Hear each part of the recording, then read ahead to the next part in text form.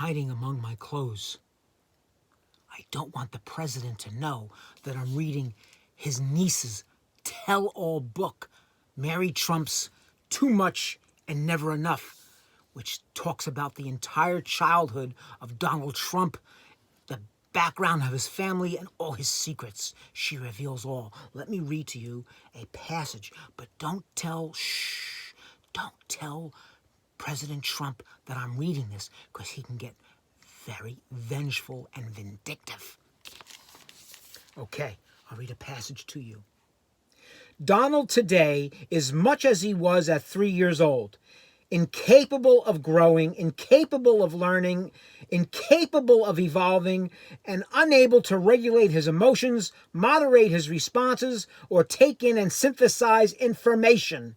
Woo! She really socks it to him. Donald's need for affirmation is so great that he doesn't seem to notice that the largest group of his supporters are people he wouldn't condescend to be seen with outside of a rally. His deep-seated insecurities have created in him a black hole of need that constantly requires the light of compliments that disappears as soon as he's soaked it in. Nothing is ever enough. This is far beyond garden variety narcissism. Donald is not simply weak. His ego is a fragile thing that must be bolstered every moment because he knows deep down that he is nothing of what he claims to be. He knows he has never been loved. So he must draw you in, if he can, by getting you to assent to even the most seemingly insignificant thing. Quote, "Isn't this plane great?" Yes, Donald, this plane is great. It would be rude to begrudge him that small concession. Then he makes his vulnerabilities and insecurities your responsibility. You must assuage them. You must take care of him. Failing to do so leaves a vacuum that is unbearable for him to withstand for long. If you're someone who cares about his approval, you'll say anything to retain it. He has suffered mightily, and if you aren't doing all you can to alleviate that suffering, you should suffer too. Woo! From his childhood in the house to his early forays into the New York real estate world and high society until today, Donald's aberrant behavior has been consistently normalized by others. When he hit the New York real estate scene, he was touted as a brash, self-made deal-maker. Brash was applied to him as a compliment, used to imply self-assertiveness more than rudeness or arrogance.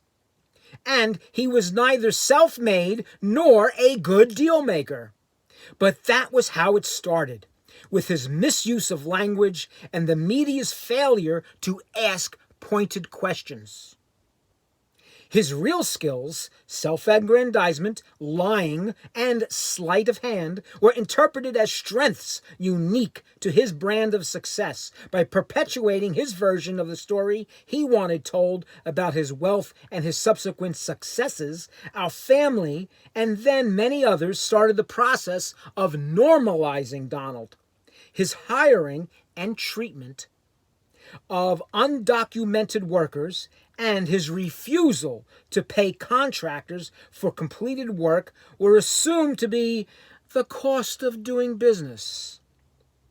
Treating people with disrespect and nickel and diming them made him look tough. Those misrepresentations must have seemed harmless at the time, a way to sell more copies of the New York Post or increase the viewership of Inside Edition. But each transgression inevitably led to another, more serious one.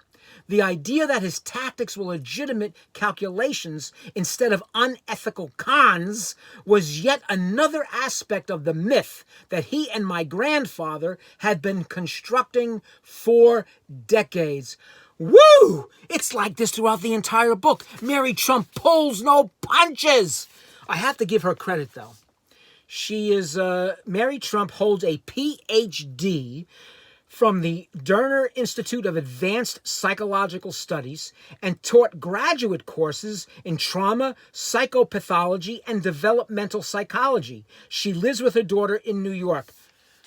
She pulls back the curtain and lets you in on Donald's childhood, his motivations, his development, and all the family's secrets. I tell you, Mary Trupp has really done a job on Donald Trump. I'll tell you that much. But shh, I don't want him to know that I've read this.